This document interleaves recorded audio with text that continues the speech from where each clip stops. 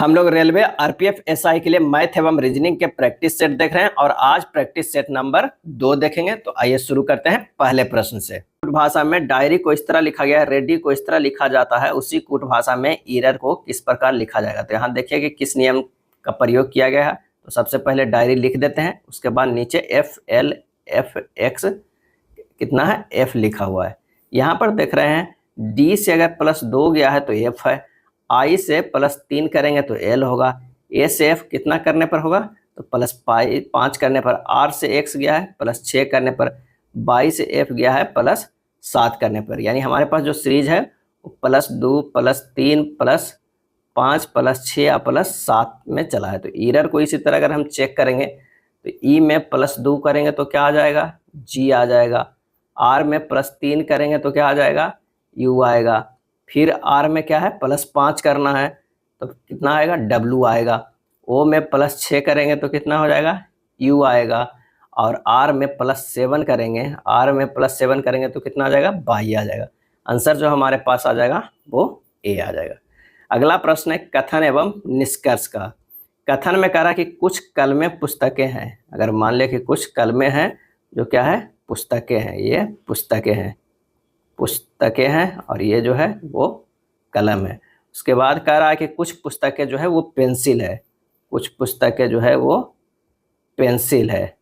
अगला कह रहा है कि कुछ पेंसिल जो है वो क्या है कुर्सी है, कुछ पेंसिल जो है वो कुर्सियां हैं, यानी ये जो हो जाएगा वो कुर्सी हो जाएगा।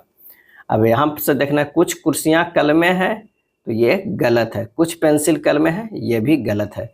सही जवाब जो हो जाएगा कौन सा, ना तो निष्कर्ष 1 और ना ही निष्कर्ष सेकेंड जो है वो पालन करता है। आंसर डी हो जाएगा। नेक्स्ट है इस प्रश्न में एक कथन के बाद 4 निष्कर्ष दिए गए कथन के आधार पर पता लगाए कि कौन सा जो निष्कर्ष है वो सत्य है। तो यहाँ पर देखिए कि एक दिया हुआ है व्यंजक, इसी के अनुसार हमें देखना है। तो by greater and equal than P है, बाई ग्रेटर देन इक्वल, तो यहाँ देखिए नहीं पी से तो बड़ा एस है लेकिन एस बड़ा है किससे बाई है, तो यहाँ इन दोनों में कोई रिलेशन दिख नहीं रहा है, तो ये जो हमारा है वो असत्य है।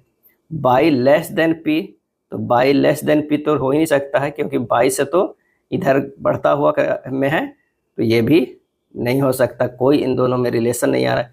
S greater than W, S greater than W, आप यहाँ देखिए डब्लू से बड़ा एन बराबर पी है, अगर डब्लू पी के जगह पर भी डब्लू आ जाएगा तो डब्लू से बड़ा है ही एस, तो ये हमारा जो है इक्वेशन ये सही हो जा रहा है। देखिए W greater equal than P greater than S है, अगर यहाँ पर भी डब्लू पी के बड़ा होगा भी तो ये आ जाएगा डब्लू ग्रेटर देन एस, तो हमारे पास जो है ये सत्य आ रहा है तीसरा वाला।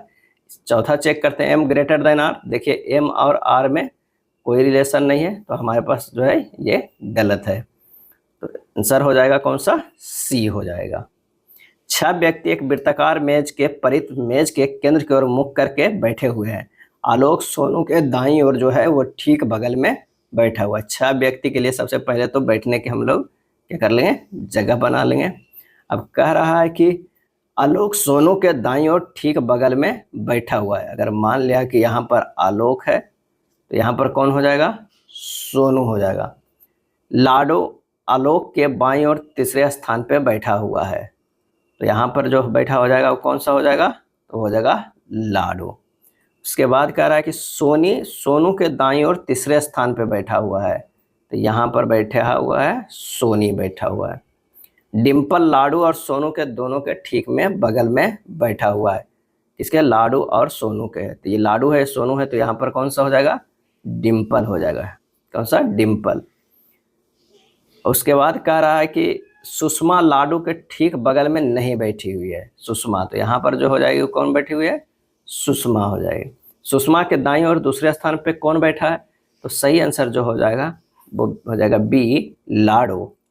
उस संख्या का चयन कीजिए, उस संख्या का चयन कीजिए जो निम्नलिखित श्रेणी में प्रश्न चिन्ह के स्थान पर आएगा।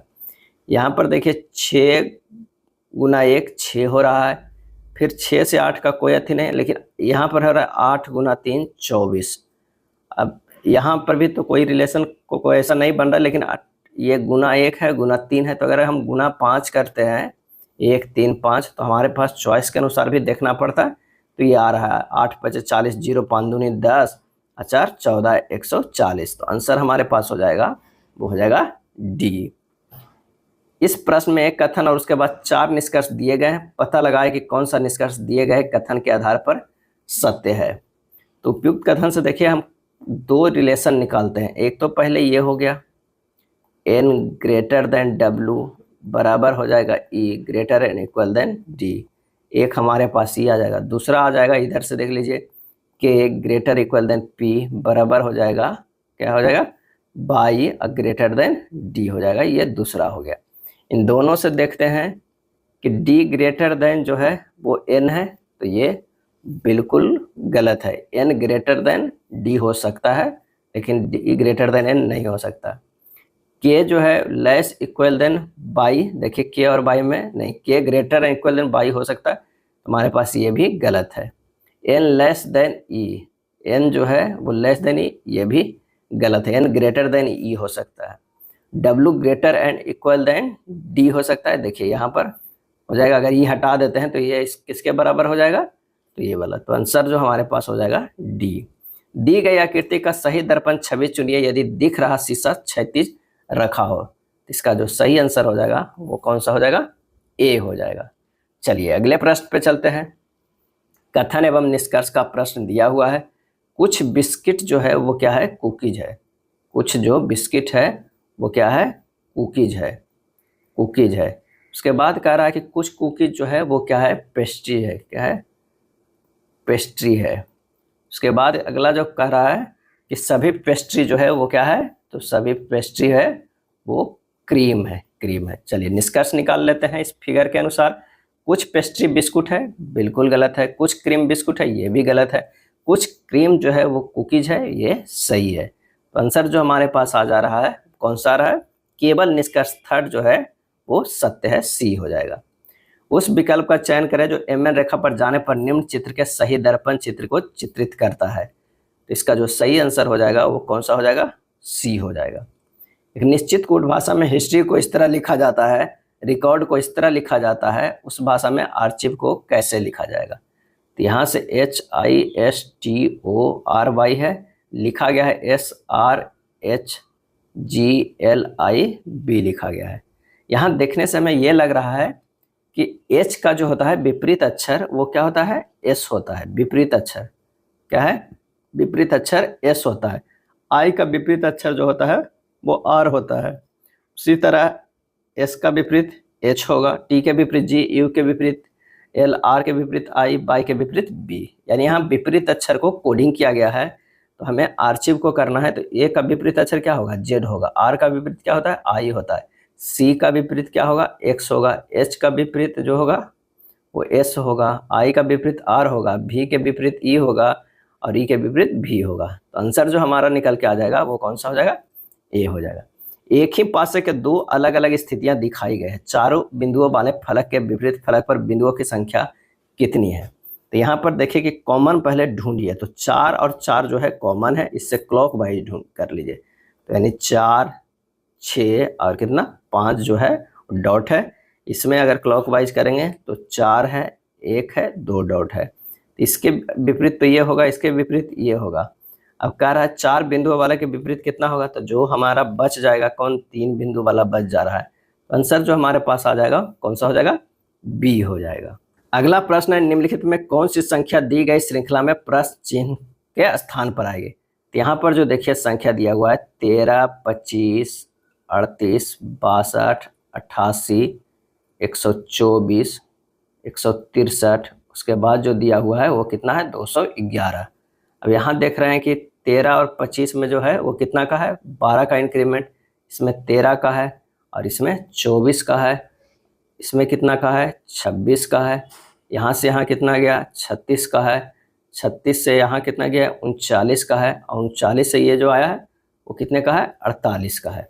यहाँ से एक और रिलेशन बन रहा है, 12 से प्लस 12 करेंगे 24, प्लस और 12 करेंगे तो 36, प्लस और 12 करेंगे तो क्या हो जाएगा, 48 हो जाएगा। लेकिन यहाँ पर भी देख रहे हैं कि 13 प्लस 13 26, फिर 13 प्लस करेंगे तो 39, अगला करेंगे तो क्या हो जाएगा, तो 39 और 13 एक और जोड़ेंगे तो कितना, 52 हो जाएगा। यानी हमें जो है वो 211 में कितना जोड़ना है, 52 जोड़ना है, तो हो जाएगा कितना, 263। यही आंसर हो जाएगा, ऑप्शन डी हो जाएगा।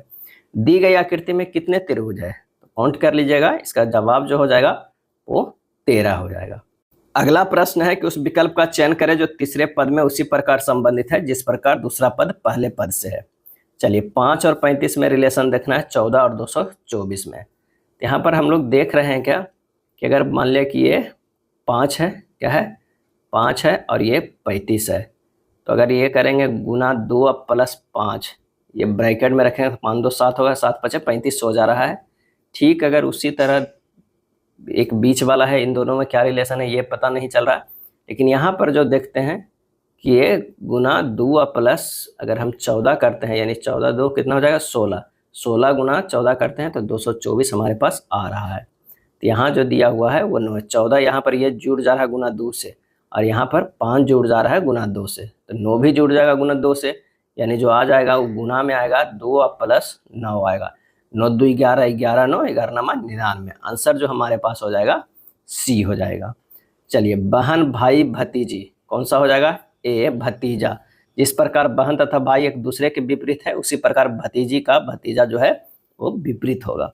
अगला प्रश्न फिगर वाला है, इसका जो आंसर हो जाएगा कौन सा हो जाएगा, ए हो जाएगा। चलिए नेक्स्ट कह रहा है कि पी, ये दिया हुआ है एक रिलेशन ब्लड रिलेशन का, और उसके अनुसार जो हमें ये प्रश्न बनाना है ब्लड रिलेशन का, आप इसे सोल्व कर लीजिएगा। इसका जो आंसर होगा वो कौन सा होगा, देवर या क्या होगा, जेठ होगा, देवर या जेठ होगा। उस विकल्प का चयन करें जो तीसरे अक्षर समूह से ठीक उसी प्रकार संबंधित है जिस प्रकार दूसरा अक्षर समूह पहले अक्षर समूह से संबंधित है। तो यहाँ पर क्या किया गया है, श्लोक को इस तरह लिखा गया है।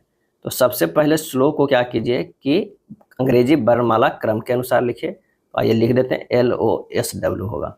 उसके बाद क्या किया गया है कि MPTX किया गया है, बदल के MPTX किया गया है। तो L से प्लस 1 जाएंगे तो M होगा, O से प्लस 1 जाएंगे तो P होगा, S से प्लस 1 जाएंगे तो T होगा, और W से प्लस 1 जाएंगे तो क्या हो जाता है, X हो जाता है। यानी शुरुआत वाला को क्या किया है, अंग्रेजी वर्णमाला के क्रम में पहले अरेंज किया है, उसके बाद उसमें प्लस 1 जो है क्या किया है, जोड़ा है। तो ठीक उसी तरह अगर हम इसके देखेंगे तो पहले बदलेंगे क्या है, वर्णमाला के क्रम अनुसार, यानी ACGHTU, इसमें प्लस 1 1 कर देंगे तो B होगा, D होगा, H होगा, I होगा, U होगा, B होगा। आंसर जो हमारे पास हो जाएगा वो कौन सा हो जाएगा, B हो जाएगा। चलिए 4 अक्षर समूहों में से 3 एक निश्चित तरीके से समान है और एक अलग है, अलग अक्षर समूह का हमें चयन करता है। यहाँ M से S गया कितना है, प्लस 6 है, और यहाँ M से N गया है, ये विपरीत अक्षर है। Q से U गया है, प्लस 4 है, और Q से हमारे पास K जो है वो विपरीत अक्षर नहीं है। O से U गया है, प्लस 6 है, O से L गया है, विपरीत अक्षर है, क्या है, विपरीत अक्षर है। तो यहीं से हमारा आंसर जो हो रहा है वो B जो है वो क्या है, असंगत है, क्या है, असंगत है। 7 व्यक्ति है जो सीधी पंक्ति में उत्तर की ओर मुख करके बैठे हुए हैं। U जो है दाईं ओर मात्र 2 व्यक्ति बैठे हैं। U जो है, U के दाईं ओर मात्र क्या है, कितने व्यक्ति बैठे हुए हैं, 2 व्यक्ति बैठे हुए हैं।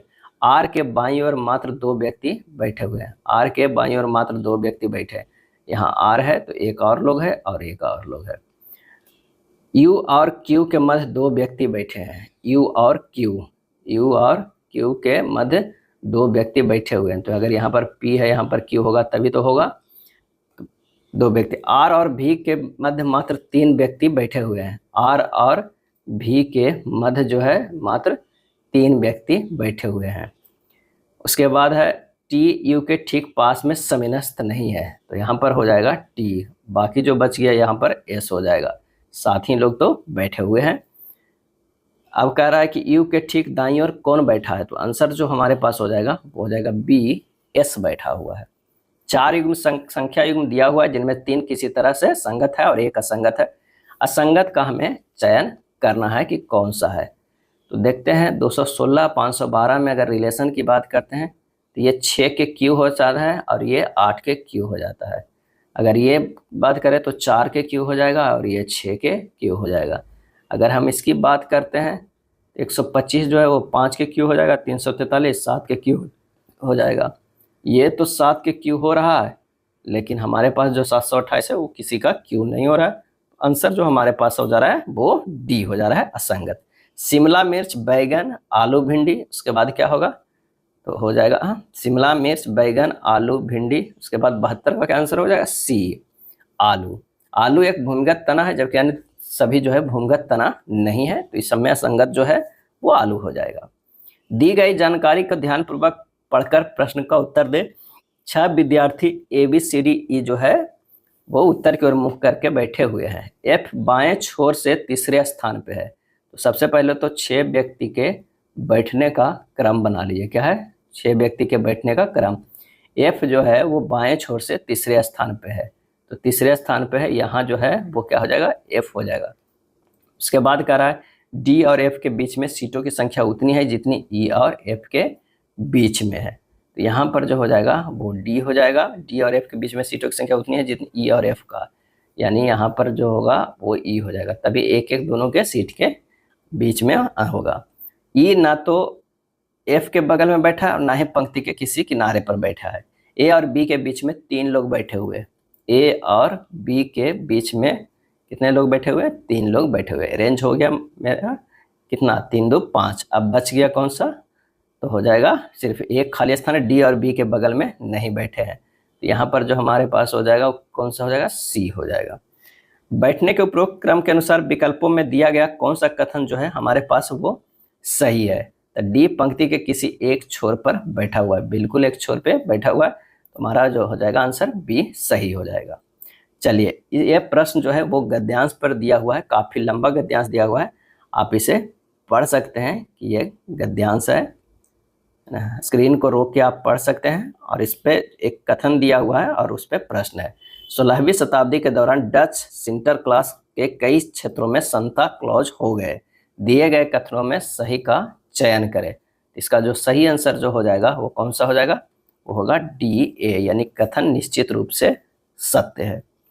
अगला प्रश्न है 75 नंबर, कथन एवं निष्कर्ष का, कि एक ऑनलाइन टीचिंग प्लेटफॉर्म ने तब से सब्सक्रिप्शन के माध्यम से लगभग दुगनी कमाई करने की सूचना दी है जब से उन्होंने प्लेटफॉर्म पर लाइव प्रॉब्लम सॉल्विंग कक्षाएं शुरू की है। निष्कर्ष, कोई भी अन्य ऑनलाइन शिक्षण प्लेटफॉर्म लाइव प्रॉब्लम सॉल्विंग कक्षाएं पेश नहीं करता है। जो छात्र उक्त प्लेटफॉर्म पर लाइव प्रॉब्लम सॉल्विंग सेशन का विकल्प चुनते हैं उन्हें नियमित कक्षाओं के विकल्प चुनने वालों की तुलना में दुगना शुल्क देना पड़ता है। सही जो आंसर हो जाएगा वो जाएगा डी, ना तो निष्कर्ष 1 और ना ही निष्कर्ष 2 निकाला जा सकता है। किसके अनुसार, इस कथन के अनुसार।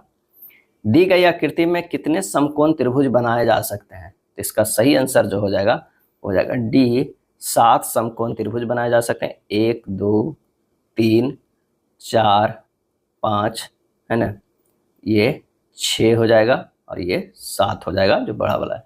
तो टोटल कितने, 7 बनाए जाए। दिए गए चित्र में कितनी सीधी रेखाएं हैं, इसका जो आंसर हो जाएगा वो हो जाएगा बी, 13 जो है सीधी रेखाएं हैं। अगला प्रश्न फिगर वाला है, इसका जो आंसर जो हो जाएगा वो कौन सा हो जाएगा, ए हो जाएगा। श्रेणी को पूरा करें, यहाँ पर जो हम लोग हैं वो क्या करेंगे, श्रेणी को पूरा करेंगे। 168 से 151 गया है, -17 हुआ है। 151 से 134 -17, 134 से 117 -17। अब यहाँ से भी -17 अगर हम कर देंगे तो कितना आ जाएगा, 100। सही जवाब है ऑप्शन बी। यदि पश्चिम उत्तर हो जाता है, उत्तर पूरब हो जाता है और इसी प्रकार सभी दिशाएं बदल जाती है तो दक्षिण पश्चिम के स्थान पर कौन सी दिशा होगी, तो सही आंसर होगा ऑप्शन डी, उत्तर पश्चिम होगा। प्रश्न चिन्ह के स्थान पर उस विकल्प को रखें जो प्रथम जोड़े पर लागू तर्क को अनुसरण करता है। हेयर्ड, एलिफेंट्स, फ्राइड, उसके बाद क्या हो जाएगा, सही जवाब हो जाएगा ए, लॉयंस। जिस प्रकार हाथियों के झुंड को हेयर्ड कहा जाता है उसी प्रकार शेरों यानी लायंस के झुंड को प्राइड कहा जाता है। दी गई आकृति में कितने वर्ग है, इसमें क्या है, कितने वर्ग है हमें ये बताना है। तो टोटल जो इसमें है वो है सी, आंसर हो जाएगा 14। चलिए, जेड से क्या किया गया है, ZMFLP है, तो स्पष्ट यहाँ पर देखना है कि क्या हो रहा है। तो जेड का मान होता है 26, M का मान होता है 13, F का मान 6, L का मान 12 और P का मान 16 होता है। तो यहाँ पर जो है कौन सा एक समूह से संबंधित नहीं है, तो सब जो है वो सम संख्या है। लेकिन m जो है वो 13 वो अभाज्य संख्या है, तो इसमें से जो संबंधित कौन नहीं है, तो वो है m, आंसर हो जाएगा b।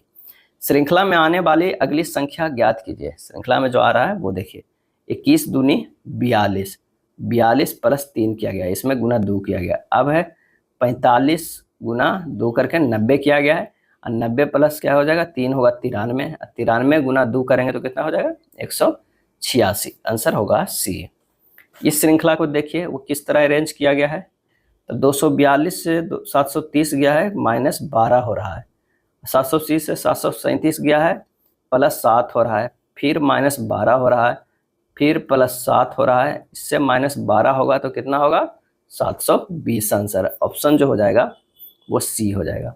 जैसा कि संख्या 14 के अंकों को उल्टा देने पर संख्या में 27 की वृद्धि हो जाती है, तो 2 अंकों वाली ऐसी अन्य कितनी संख्या है जिनके अंकों को उल्टा देने पर उनमें जो है वो 27 की वृद्धि हो जाती है। तो संख्या 14 के अंकों को उलट देने पर संख्या में कितनी वृद्धि हो जाती है, देखिए अगर 14 है इसको कर देते हैं 41, तो कितना हो जाता है, इसमें जो वृद्धि होता है वो 27 की वृद्धि हो जा रही है। तो 2 अंकों वाली ऐसी अन्य कितनी संख्या जिनके अंकों को उल्टा देने पर उनमें 27 की वृद्धि हो जाएगा। तो अगर मान लिया कि 25 है, उसको उलट दीजिए 52 कर दीजिए तो 27 हो रहा है।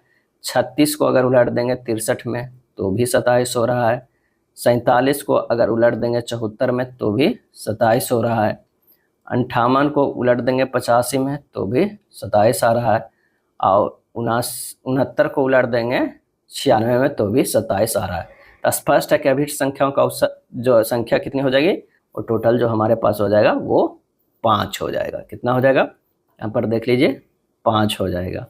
एक अंतरण में होने वाला लाभ क्रयमूल्य का 20% है यदि क्रयमूल्य में 5% की वृद्धि होती है। क्रयमूल्य में 5% की वृद्धि होती है परंतु विक्रयमूल्य समान बना रहता है, तो लाभ प्रतिशत क्या हो जाएगा।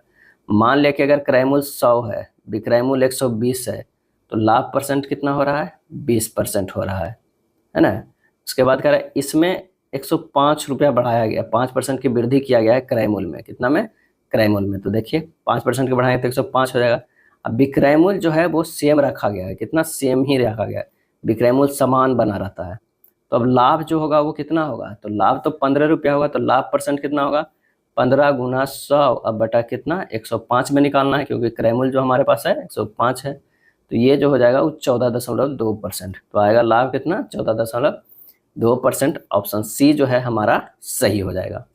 साधारण ब्याज की कितने प्रतिशत वार्षिक दर पर कोई धनराशि 12 वर्ष में स्वयं को दुगनी हो जाएगा। साधारण ब्याज के कितने अथी में, अगर माना कि मूलधन x है तो 12 वर्ष बाद क्या होगा, 12 वर्ष में स्वयं को दुगनी होगी। 12 वर्ष में जो हो जाता है मिश्र धन वो कितना हो जाता है, तो वो 2x हो जाता है।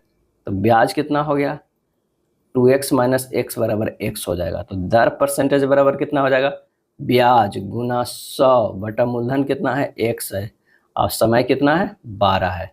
तो x कट गया, 100 बटा 12 कितना हो जाएगा, तो ये हो जाएगा 25/3 यानी 8.1/3% हो जाएगा। आंसर जो हमारे पास हो जाएगा वो क्या हो जाएगा, डी हो जाएगा।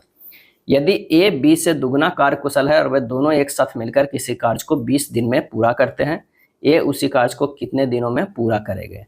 तो ए और जो है ए अनुपात जो बी है कार्य करने का कितना है, 2:1 जो है ये क्षमता है। कुल कार्य कितना हो जाएगा, 3 गुना 20, 2 1 3, 3 गुना 20 इकाई है। एक का लगा समय कितना होगा, 3 गुना 20 अब बटा कितना है, क्षमता 2, यानी आ जाएगा हमारे पास कितना, 30 दिन आ जाएगा। आंसर जो हो जाएगा वो डी हो जाएगा। लकड़ी के 3 लटों की लंबाई जो है वो क्रमशः 48 मीटर, 56 मीटर, 72 मीटर है। वह सबसे संभावित लंबाई ज्ञात कीजिए जिसके द्वारा इन्हें पुनः जो है वो मापा जा सकता है। तो 48 के पहले गुणनखंड में तोड़ लीजिए, 2 गुना 2 गुना 2 गुना 2 गुना कितना हो गया, तो ये हो गया 3। इसी तरह अगर हम 56 को करेंगे तो 2 गुना 2 गुना 2 गुना 7 हो जाएगा। 72 को करेंगे तो 2 गुना 2 गुना 2 गुना 3 है।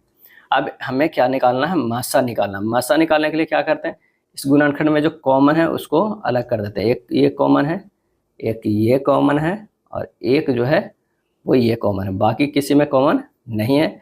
यानी 2 गुना 2 गुना 2 कॉमन, 2 दूनी 4, 4 दूनी 8, यानी आंसर जो हमारे आएगा 8 क्या होगा, मीटर। 8 मीटर का जो रहेगा सबसे संभावित लंबाई जो मतलब पूर्णतः मापा जा सकता है। एक हाउसिंग सोसाइटी के निवासियों में से 13/18 के पास स्वयं की कार है और जिनके पास कार है उनमें से 48/65 ने कवर्ड पार्किंग स्थान खरीदा है। यदि 136 निवासी खुले में गाड़ी पार्क करते हैं तो सोसाइटी में कुल कितने निवासी रहते हैं। माना कि सोसाइटी में निवासियों की संख्या जो है जाएगा कितना हो जाएगा 18x हो जाएगा। चलिए 18x। कार की संख्या कितनी हो जाएगी, कार की संख्या बराबर जो हो जाएगा वो 13x हो जाएगा। अब कवर्ड पार्किंग वाले कार की संख्या कितना हो जाएगा 13x गुना 48/65 यानी 48x/5 क्या हो जाएगा कार हो जाएगा। खुले में गाड़ी पार्क करने वाले की संख्या कितना हो गया तो 13x माइनस 48x बटा कितना हो जाएगा 5 हो जाएगा। यानी ये जो हो जाएगा कितना है 136 दिया हुआ है तो 136 जो हो जाएगा 65x माइनस 48x बटा 5, 13×5 65 हो गया माइनस 48/5 और ये 136 जो है वो दिया हुआ था। जब इसे हल कीजिएगा तो x का जो मान आएगा वो कितना आ जाएगा 136 गुना 5/17 बराबर क्या हो जाएगा ये 40 हो जाएगा। तो सोसाइटी में निवासियों की संख्या 18 गुना 40 बराबर 720। आंसर हो जाएगा ऑप्शन बी हो जाएगा। क्या हो जाएगा बी। राहुल को 4 विषयों की परीक्षा देनी थी। पहले 3 विषयों में से प्रत्येक का पूर्णांक जो है वो 50 था, जिनमें राहुल ने औसतन 60% अंक प्राप्त किए। चौथे और अंतिम विषय में राहुल ने 54 अंक प्राप्त किए। उसके कुल प्राप्त अंकों का प्रतिशत 64% हो गया। चौथे विषय के लिए जो है वो पूर्णांक कितना था, चौथे और अंतिम विषय के लिए राहुल ने कितना 54 अंक प्राप्त किए थे। तब पहले 3 विषयों का कुल पूर्णांक कितना हो गया 150 हो गया तथा राहुल द्वारा पहले 3 विषयों में प्राप्तांक अंक कितना है तो ये हो गया कितना तो 50 गुना 60 बटा 100 गुना जो है 3 यानी हमारे पास जो है वो 90 हो जाएगा क्योंकि कितना लाया है 60% अंक प्राप्त किया है। राहुल द्वारा चारों विषयों में प्राप्त अंक कितना हो गया 90 प्लस 54 कितना हो गया 144। राहुल ने कुल प्राप्तांक प्राप्त प्रतिशत कितना किया है तो ये किया है 64%। तो चारों विषयों का पूर्णांक निकल जाएगा तो 144 अंक प्राप्त किया है 64% प्राप्त किया है तो पूरा पूर्णांक कितना होगा ये होगा 225 का। तो हमारे पास जो आ गया 225 का। तो चौथे विषय का पूर्णांक कितना हो गया तो 225 तो हुआ चारों विषय का, उसमें से 3 विषय का तो 150 है ही था, तो चौथे का जो हमारे पास है वो 75 था। आंसर हमारे पास हो जाएगा ए हो जाएगा। उन 2 गोलों के आयतनों का अनुपात कीजिए जिनके वक्र पृष्ठों का क्षेत्रफलों का अनुपात जो होगा वो 1:4 होगा। क्या होगा 1:4 होगा। यानी अगर मान लिया कि ये गोला ए और बी है, इसका अनुपात जो है वक्र पृष्ठीय क्षेत्रफल का वो कितना 1:4 है। तो त्रिज्या का निकल जाएगा, त्रिज्या का जो हो जाएगा √1/√4 हो जाएगा। यानी 1 जो होगा अनुपात 2 होगा। अब आयतन का कितना होगा तो आयतन क्यू में होगा तो 1 के क्यू अनुपात 2 के क्यू यानी 1:8। आंसर हो जाएगा कौन सा सी हो जाएगा। वर्तमान में एक माँ की आयु जो है उसकी पुत्री की आयु की 3 गुनी है। 5 वर्ष पहले उसकी आयु उसकी पुत्री की आयु से 4 गुनी थी। पुत्री की वर्तमान आयु क्या होगा तो मान लीजिए कि पुत्री की आयु जो क्या है वो x है, तो माँ की आयु कितनी हो जाएगी 3x हो जाएगा। 5 वर्ष पहले की बात कर रहा है तो हो जाएगा x माइनस 5, ये गुना 4 कर रहा है, कितने हैं 4 गुनी थी तो 4 गुना कर देते हैं, ये बराबर हो रहा है 3x माइनस 5 का। अब हमें इसे बस हल कर देना है, तो यहाँ से x का मान जो आ जाएगा वो कितना आ जाएगा 15 आ जाएगा। तब पुत्री की वर्तमान आयु कितना है 15 वर्ष। आंसर जो हो जाएगा वो हो जाएगा सी। 18 सेब के पेड़, 21 आम के पेड़ और 39 संतरे के पेड़ पंक्तियों में ऐसे लगाए जाने हैं कि प्रत्येक पंक्ति में पेड़ों की संख्या समान हो और पंक्ति में केवल एक ही किस्म के पेड़ हो। पंक्तियों की न्यूनतम संख्या कितनी है जिनमें पेड़ लगाए जा सकते हैं। तो सिंपल सी यहाँ क्या करना है कि 18, 21 और 39 का जो है वो मसा निकाल लेंगे तो मसा जो हो जाएगा वो 3 हो जाएगा। तो पंक्तियों की न्यूनतम कितना हो 18/3 ये 6 हो जाएगा, 21/3 ये 7 हो जाएगा और 39/3 कितना हो जाएगा 13 हो जाएगा। तो 6 + 7 + 13 जोड़ देंगे 26, इतना जो है पंक्तियों की न्यूनतम संख्या हो जाएगी। आंसर जो हो जाएगा बी। एक गिफ्ट बॉक्स में 10 कड़े हैं। पहले 4 कड़ों का औसत भार 43 ग्राम है, बाकी 6 जो है कड़ों का औसत भार 44 ग्राम है। सभी कड़ों का कुल औसत भार कितना हो जाएगा तो हमारे पास जो हो जाएगा वो कितना हो जाएगा तो 4 गुना 43 + 6 गुना 44 बटा हो जाएगा 10 यानी 436/10 बराबर 43.6 ग्राम हो जाएगा। आंसर होगा ऑप्शन ए हो जाएगा। चलिए, 1000 किलोमीटर की दूरी तय करने में विक्की और राकेश के द्वारा लगने वाले समय का अनुपात जो है 41:37 है। उनकी गतियों का अनुपात क्या होगा? तो गति यानी चाल के अनुपात जो हो जाएगा वो कितना हो जाएगा? 41 और 37 है। किसकी गति? समय का। तो चाल के हो जाएगा 37 और अनुपात 41 हो जाएगा। जब दूरी अचर हो तो समय जो है वो क्या होता है? प्रोपोर्शनल टू 1/चाल होता है। सही जवाब हो जाएगा ऑप्शन ए। सरल कीजिए है 1/15 भागा 1/15 भागा 1/15 भागा सब जो है वो भागा में 1/15 कर दीजिए। अगर इसे गुना करेंगे तो 15/1 हो जाएगा। फिर इसको गुना करेंगे तो ये 15/1 चला जाएगा। फिर गुना करेंगे तो ये 15/1 चला जाएगा। फिर इसे गुना करेंगे तो ये 15/1 चल जाएगा। बस इसे हल कर देंगे तो हमारे पास जो आ जाएगा 15 कट जाएगा, 15 के क्यू हो जाएगा, यानी 3375 आ जाएगा। सही जवाब जो हो जाएगा ऑप्शन ए हो जाएगा। चलिए, किसी वस्तु को 3241 में बेचने पर उस वस्तु को समान दर से 1342 रुपया में बेचने पर प्राप्त हानि से 11% अधिक लाभ प्राप्त होगा। उस वस्तु का क्रय मूल्य क्या होगा? माना कि वस्तु का क्रय मूल्य क्या है? x है। प्रश्न में क्या कर रहा है ये ध्यान दीजिएगा। तो कर रहा है 3241 माइनस एक्स, ये बराबर हो जाएगा कितना? x माइनस 1342, कितना? 1342 गुना 111/100। प्रश्न में ये कह रहा है, आप डायरेक्ट बनाइए प्रश्न में, तभी समय की बचत होगा। 3241 माइनस x/x माइनस 1342 गुना 100 बराबर जो है 111 हो जाएगा। जब इसे सोल्व कीजिएगा तो ये हो जाएगा 324100 माइनस 100x बराबर 111x माइनस 1342 गुना कितना हो जाएगा?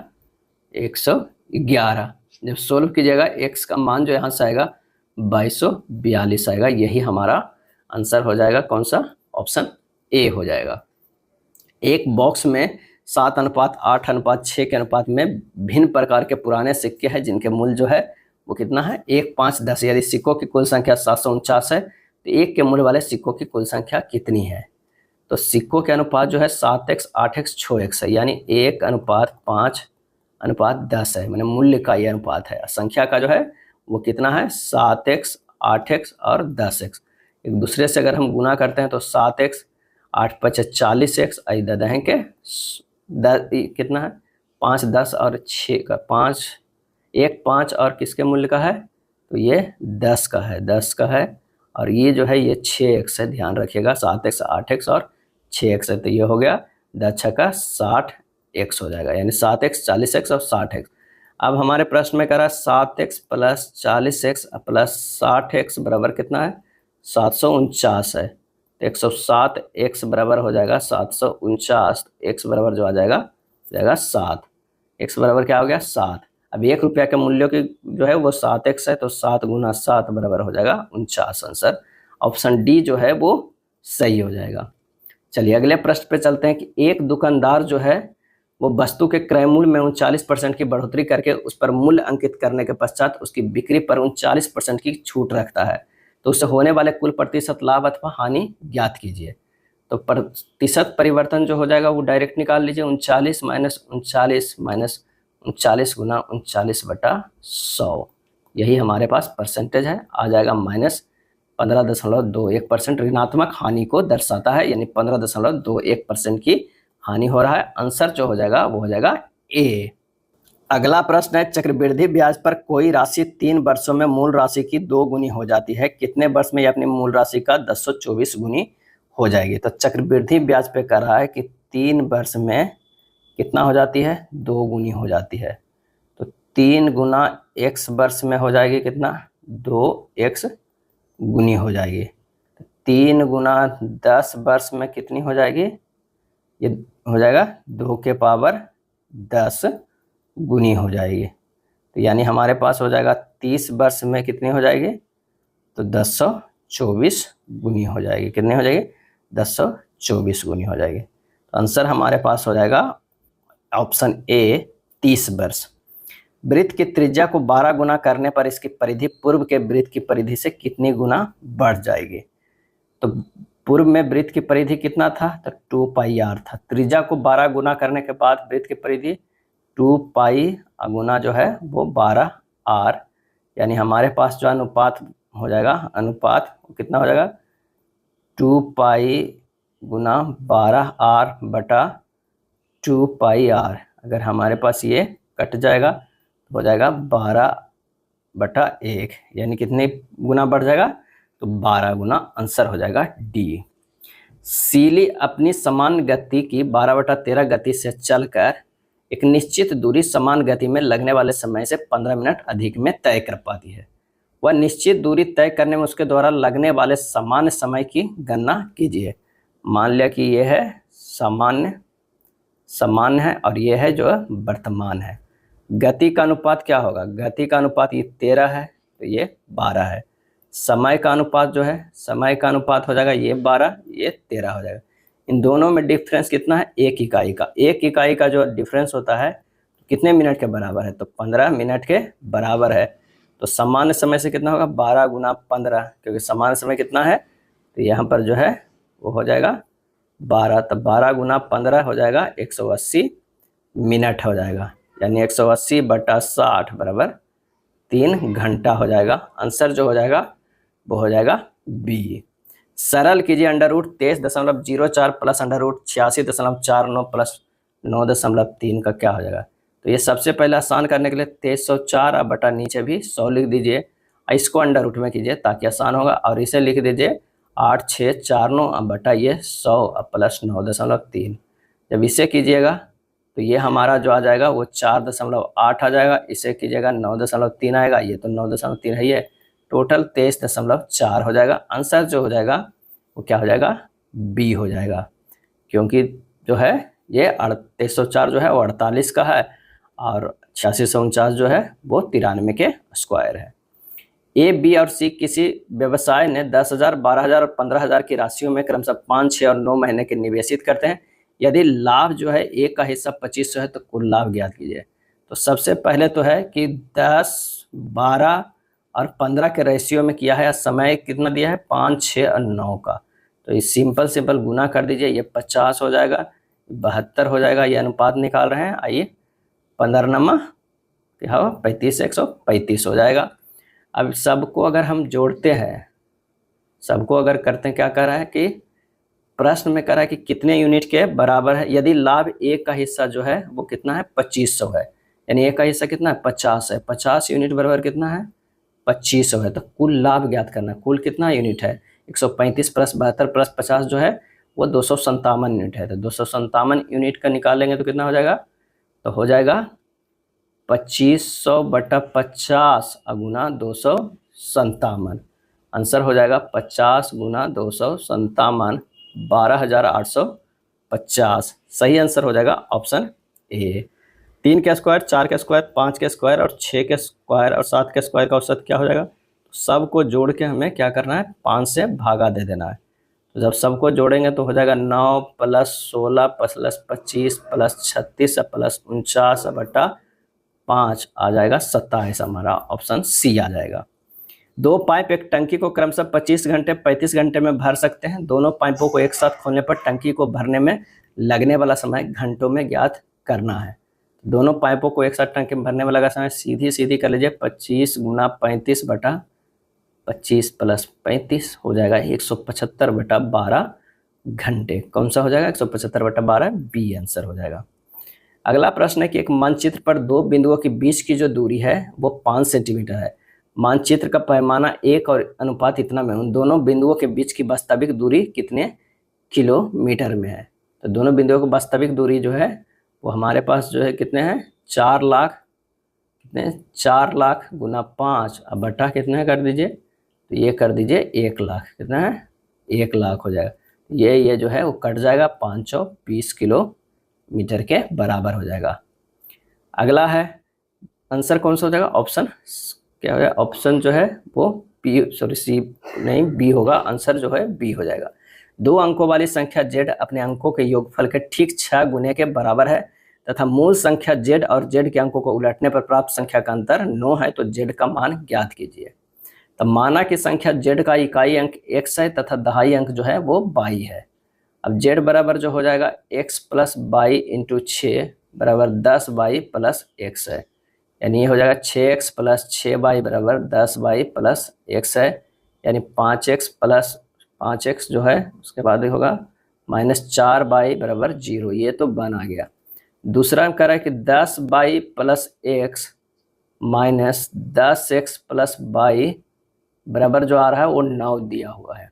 तो 9x minus 9y minus 9x बराबर कितना हो जाएगा 9, तो y माइनस x बराबर क्या होगा 1। हमारे पास ये इक्वेशन 2 आ गया। 1 और 2 को अगर हम हल करते हैं, 1 का प्लस दूसरे में 4 से गुना करके, तो अब उसके बाद घटाएंगे तो कितना होगा 5x माइनस 4x बराबर 4 आएगा।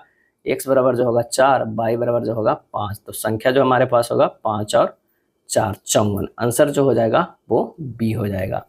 और अगर थोड़ा जल्दी हल करना है तो आप ऑप्शन को रख लीजिएगा। ऑप्शन अगर मान लिया कि सोच लीजिएगा कि एक बी है 54 है, तो 5 प्लस 4 9 हो रहा है, और 9 गुना 6 क्या हो रहा है 54 आ रहा है। तो 54 माइनस 45 करेंगे तो भी हमारे पास 9 आ रहा है, तो संतुष्ट होगा। जो भी सेटिस्फाइड होगा आप उसे टिक मार दीजिएगा। ये भी एक जल्दीबाजी का प्रोसेस है हल करने का। अगला है, एक दुकानदार ने वस्तुओं ए और बी का कुल जो है 2540 में खरीदा है। उसने ए को 15% लाभ पर और बी को 25% हानि पर बेच दिया है। ए का विक्रय मूल्य बी के विक्रय मूल्य से 109 रुपया अधिक है, उसका प्रतिशत लाभ या हानि ज्ञात करना है। तो कह रहा है कि ए गुना 115 बटा 100 बराबर है बी गुना 75 बटा 100 प्लस 109 अधिक है। यहाँ से जब हल कीजिएगा तो 23a बटा 20 बराबर 3b बटा 4 प्लस 109 हो जाएगा। 23a बटा 20 माइनस 3b बटा 4 बराबर 109, तो 23a माइनस 15b बराबर हो जाएगा 2180, ये हो जाएगा 1। अब वस्तुओं के क्रय मूल्य का योग कितना है, a प्लस बी जो है 2540 है। ये समीकरण जो हो गया 2 हो गया। 1 और 2 हमारे पास समीकरण आ गया। अब समीकरण 2 को 15 से गुना करेंगे प्लस समीकरण 1 में जोड़ेंगे तो हमारे पास जो होगा 38a बराबर 2180 प्लस 2540 गुना क्या हो जाएगा 15, 2540 गुना 15। यहाँ से जो है वो a निकल जाएगा, कितना हो जाएगा 1060। अब दोनों वस्तुओं का विक्रय मूल्य कितना हो जाएगा, अगर दोनों वस्तुओं के अगर हम विक्रय मूल्य निकालेंगे तो हमारे पास जो हो जाएगा वो कितना हो जाएगा, तो यहाँ पर देखिए 1060 गुना 115 बटा 100 प्लस 1480 गुना 75 बटा 100 हो जाएगा, क्योंकि बी का भी मान हमारे पास आ गया है। तो हो जाएगा हमारा कितना 1219 प्लस 1110, टोटल कितना हो जाएगा 2329। कितना हो जाएगा 2329। तो हानि परसेंट बराबर जो हमारे पास होगा, हानि परसेंट वो होगा 2540 माइनस 2329 बटा कितना 2540 गुना 100 आ जाएगा 211 बटा 2540 गुना 100 बराबर 8.3%। कितना हो जाएगा 8.3%।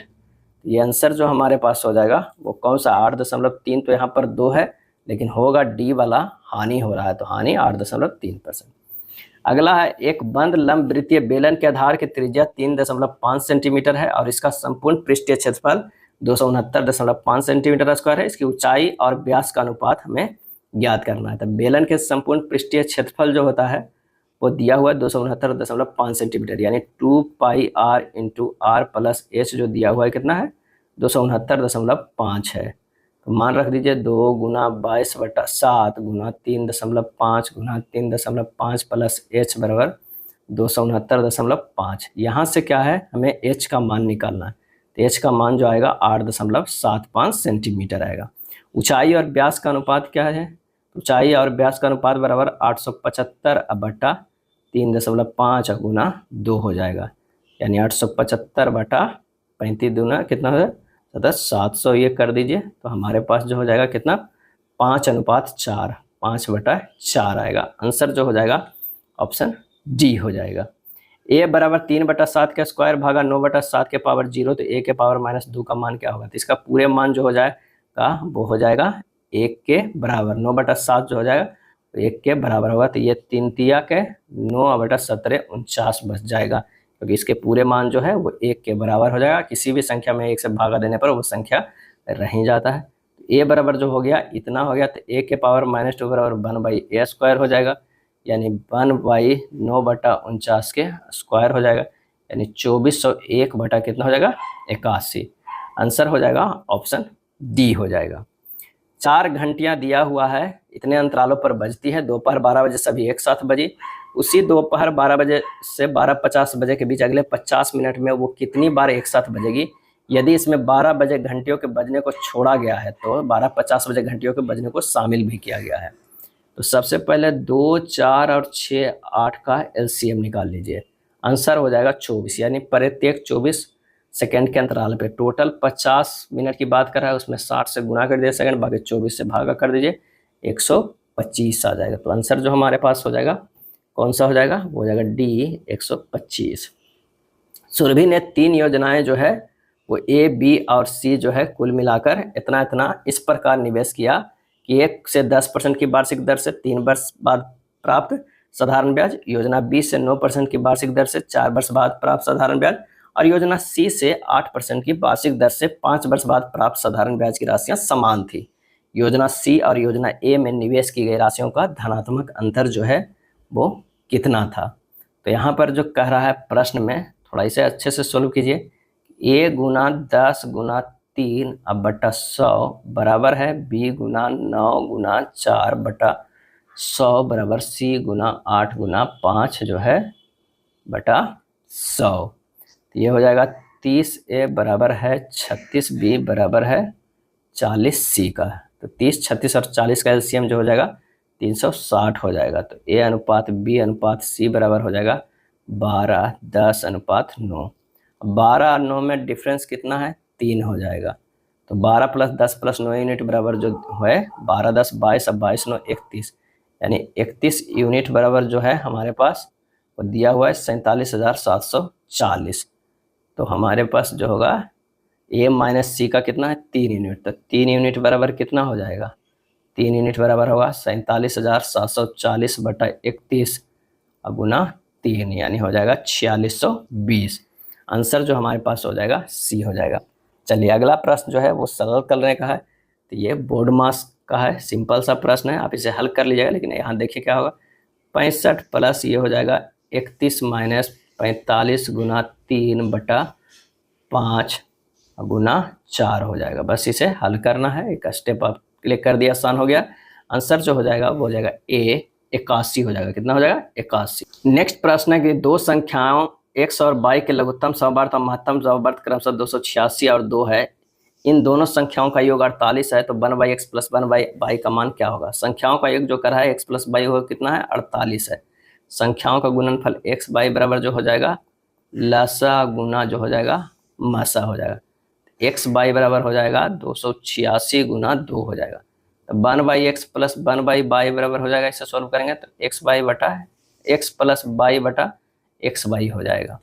अब x + y का जो मान दिया हुआ 48 दिया हुआ और x × y का मान जो दिया हुआ है 286 गुना 2 दिया हुआ है, तो हल के दिएगा 12/143 आ जाएगा। आंसर जो हो जाएगा वो हो जाएगा ए हो जाएगा। नीचे दिए गए ग्राफ में 7 महीनों की अवधि के दौरान बेची गई बाइकों की संख्या को दर्शाया गया है। ग्राफ का अवलोकन करें और उसके आधार पर दिए गए प्रश्न को हमें उत्तर ज्ञात करना है।